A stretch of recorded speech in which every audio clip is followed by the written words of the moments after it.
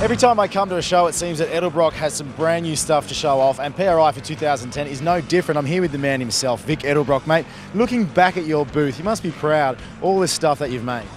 We're very, very proud. Thank you very much. And it's been years of work, and we're back in this racing program where we wanted to be and where my father started this 73 years ago. And we're extremely excited. You look at all this back here, it all came from Torrance, California, with this company with Edelbrock on the wall. Well, let's talk about the big block Chevy. It's been around for 40 years. You're still making new stuff for it. Absolutely, and then these guys that are racing them, they keep doing new things to it. And, you know, go to bigger engines and stuff, which means it takes a different manifold to match that combination and get the horsepower that they need.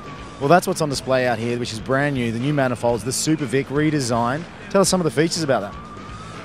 What we have done, the Super Victor is a program that we work with Curtis BOGGS, and he helps us by seeing what's out here, and we work together, and we have come up with a manifold here that we're very, very proud of.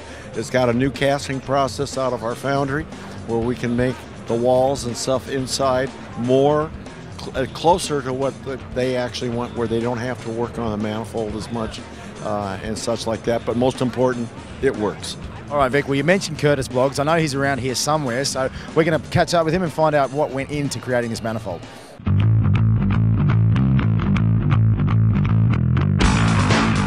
So this is the man that's responsible for the Super Victor 632. I'm talking to Curtis BOGGS from RFD. Tell us what went into creating this manifold.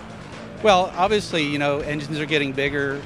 We're making more power than we did in the past, you know, and the demands on cylinder heads and manifolds have grown tremendously. You know, we started out with the standard Super Victor, which has been a staple manifold for years.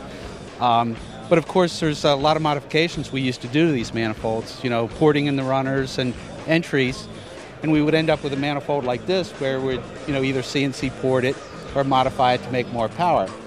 But that led us over to, you know, needing bigger volume, you know, larger manifold and better airflow. And of course that led us to the Super Victor 632. You know, obviously our entries are, you know, it's much more direct to the cylinder head, direct to the carburetor, better airflow. The plenum is much, much deeper, you know, than the other manifolds. So of course we have a bigger manifold, larger manifold to supply, you know, the bigger motors that we're doing now, 632 inches, obviously.